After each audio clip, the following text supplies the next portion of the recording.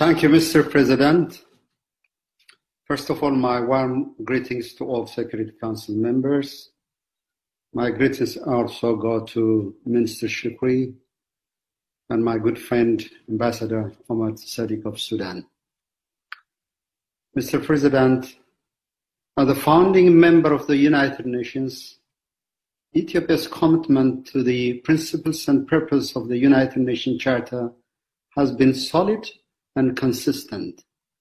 It has always been a staunch supporter of the principles of collective security and multilateralism. Ethiopia's track record in this regard speaks for itself. It has always adhered to and actively supported and promoted these principles at regional and international levels. In its entire history, Ethiopia has never caused a threat to any country.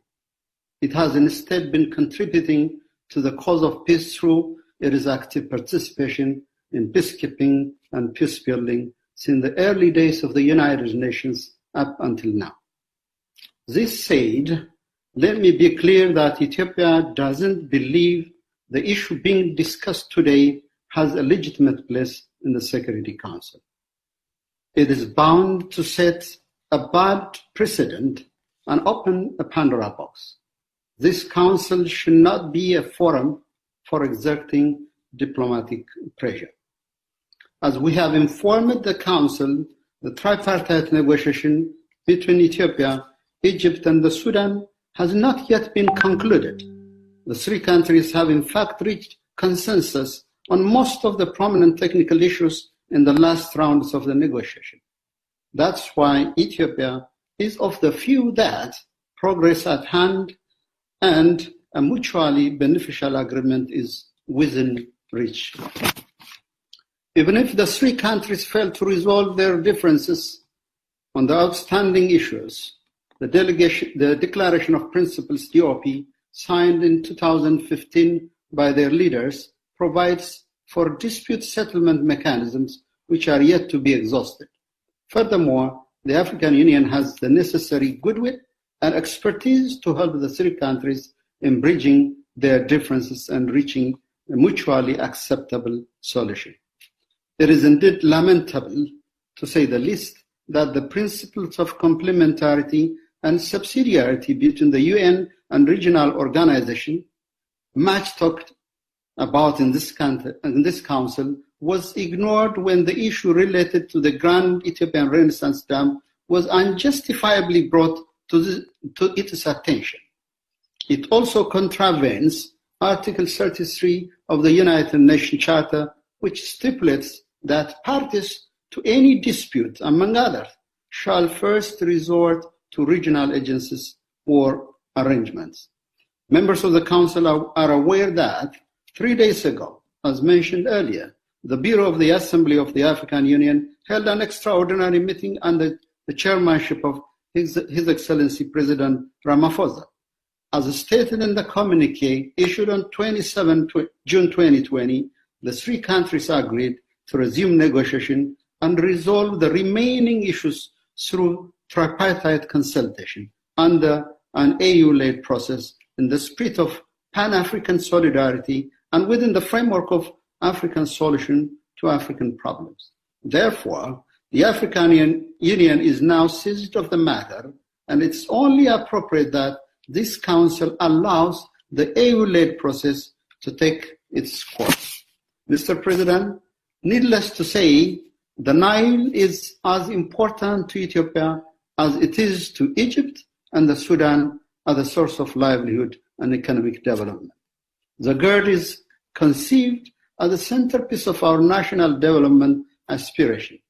Ethiopia generates 86% of the total average annual flow of the Nile waters, but it has never benefited from the river at all. The 1959 agreement between Egypt and the Sudan has apportioned the entire waters of the Nile between the two of them, with Egypt securing the lion's share, leaving nothing for Ethiopia.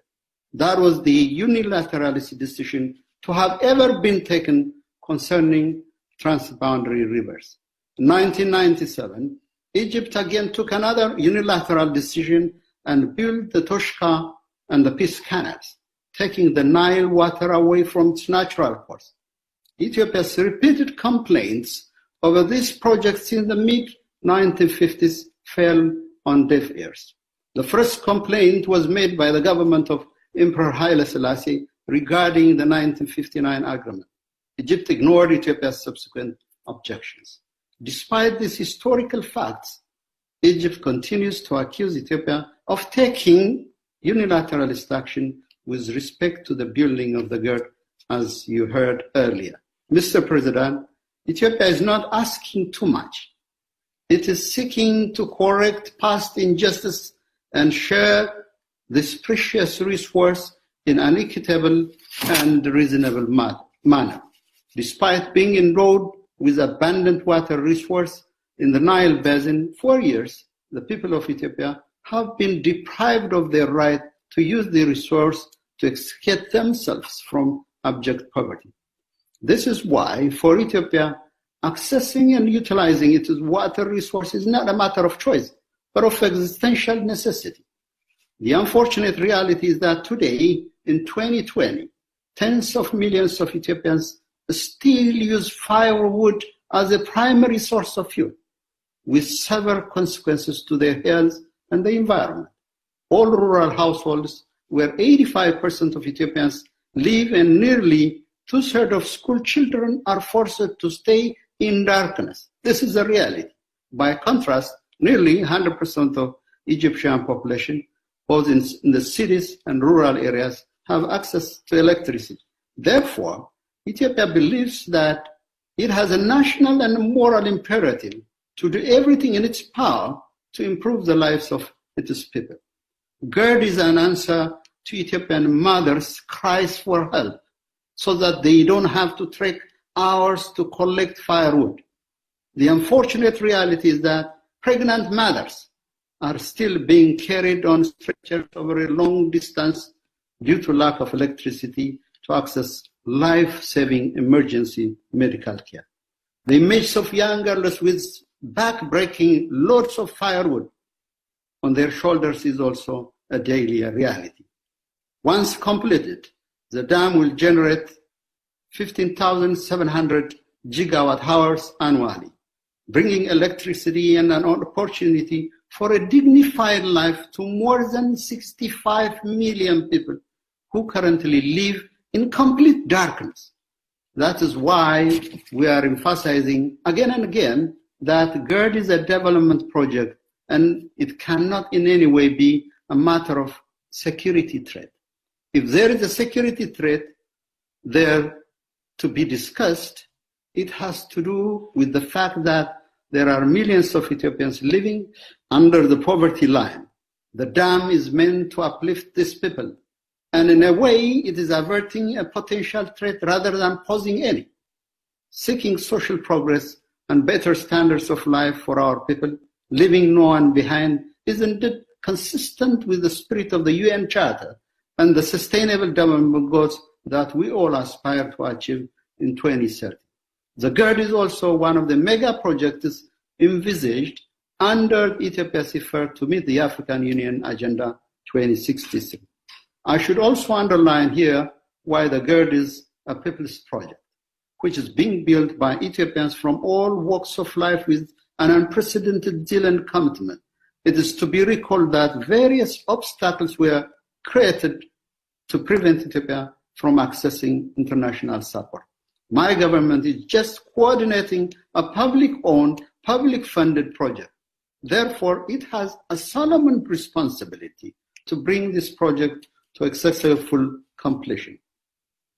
Mr. President, from the very beginning, Ethiopia took an unprecedented initiative to create understanding with both Egypt and Sudan on the GERD by, among others, establishing the International Panel of Experts and the Tripartite National Committee to implement its recommendation, and later the National Independent Scientific Research Group to formulate different scenarios and the first filling and annual operation of the GERD.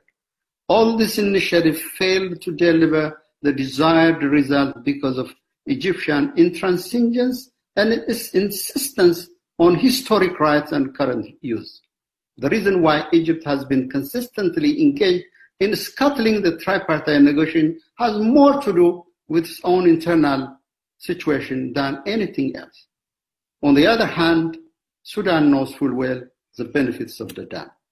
Be that as it may, Ethiopia has been guided by the internationally accepted principle of equitable and reasonable utilization and not causing significant harm in building the dam. Ethiopia cannot harm Egypt and the Sudan through the dam because if to harm is not to release water, then building it in the first place would have been meaningless and purposeless. We are all the people of the Nile. Therefore, Ethiopia cannot harm Egypt without harming itself. The DOP clearly encapsulates Ethiopia's firm commitment to the principles of transboundary water utilization. In fact, Ethiopia's good faith efforts have been unprecedented in the history of transboundary rivers. It doesn't deserve to be mistreated. It should be instead be commended for demonstrating exemplary cooperation. Mr. President, in October 2019, at the request of Egypt, the United States government invited the three countries to Washington, D.C. for consultation. Ethiopia responded positively in good faith and hoping that the presence of observers will help facilitate the negotiation. However, Egypt sought to impose unacceptable terms on Ethiopia by leveraging and influencing the process. Unfortunately, Egypt's actions muddied the water even further. Throughout the course of the negotiations, Ethiopia has shown a great deal of flexibility in the tripartite process to build the necessary trust and confidence. As a demonstration of its good faith gesture, Ethiopia agreed to fill the GERD reservoir from 4 to 7 years, although it could be filled in 3 years without causing significant harm to Egypt and the Sudan. Furthermore, Ethiopia agreed to postpone the second phase of the first filling if annual inflow at the GERD is below 31 billion cubic meters. Mr. President, the three countries have already agreed on the initial filling of the dam. Luckily, Mother Nature is an agreement too. This year is an opportune time to begin impounding water in the GERD reservoir. Currently, both the Blue Nile and the White Nile have above normal flow. Lake Victoria is at a record high level. The highest one dam is also at its full supply level of 182 meters above sea level, which is a record high for the past 40 years or 4 decades. During the first stage of the impoundment, which is a testing or a trial, Ethiopia will retain only about 1/10 of the average annual flow of the Blue Nile. By contrast, every year, twice the amount of the water retained during the initial filling of the GERD is lost to evaporation from the highest one dam. This is in addition to the wastage through water-intensive flood irrigation practice in Egypt.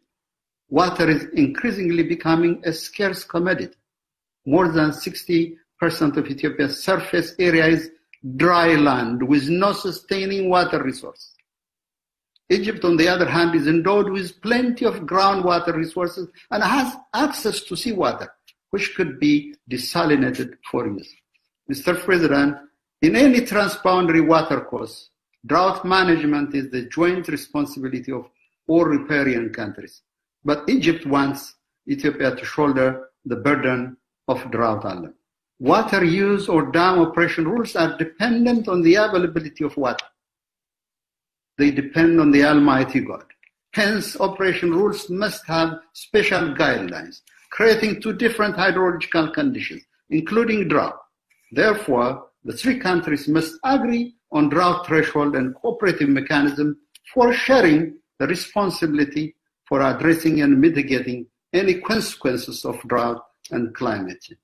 Furthermore, Ethiopia believes that any future dispute arising from the use of the Blue Nile water should be resolved in line with the principles agreed in the DOP, which provides for a mechanism that allows the three countries to address their grievances through conciliation, mediation, by referring the matter for the consideration of our heads of state and government. Ultimately, Ethiopia believes any agreement must not in any way constrain its sovereign right to future use and upstream development on the Blue Nile.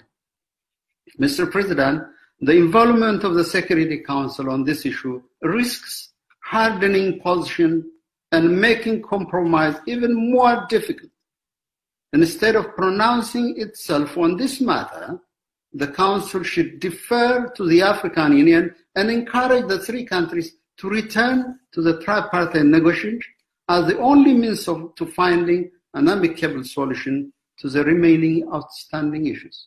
We also hope the Council would be cautious not to amplify differences and undermine the AU-led process. The statement we just heard from our brother, Minister Shukri, glaringly shows that the AU-led mechanism is seen in a very precarious situation. The statement casts serious doubt. In this momentous year, marking the 75th anniversary of the United Nations, I wish to recall a moment in history when another Ethiopian leader, Emperor Haile Selassie, spoke before the League of Nations to make a moral case against the scourge of colonialism and the invasion of my country. He warned that it is us today, it will be you tomorrow. The League of Nations, unfortunately, did little to heed that call. It would be regrettable if Ethiopia's call today not to politicize and internationalize the issue of the GERD is not heeded by this August Council. We can only hope that the Council will choose to be on the right side of history, for in a lot of ways, the matter being dealt with by the Council today is deeply rooted in a colonial legacy. Let me conclude, Mr. President, by emphasizing the fact that the Nile Basin country enjoy one of the oldest relationships in human history, as many of you mentioned earlier. The seeds of our common development were planted not today, thousands of years ago. Our time-tested links through the Nile should provide us with the trust and faith to do what is just for the betterment of all of our peoples. The GERD offers a unique opportunity for transboundary cooperation between our sisterly countries. It should never be an object of competition or mistrust. In this spirit, Ethiopia will pursue an amicable solution through a win-win negotiation. We also seek the understanding of our brothers and sisters from Egypt and Sudan. We are confident that we will reach a cooperative agreement in the coming weeks under the AU-led process. The Council should defer to the African Union, be cautious not to amplify differences, and encourage the three countries to return to the tripartite negotiation as the only avenue for finding a lasting resolution. I thank you, Mr. President.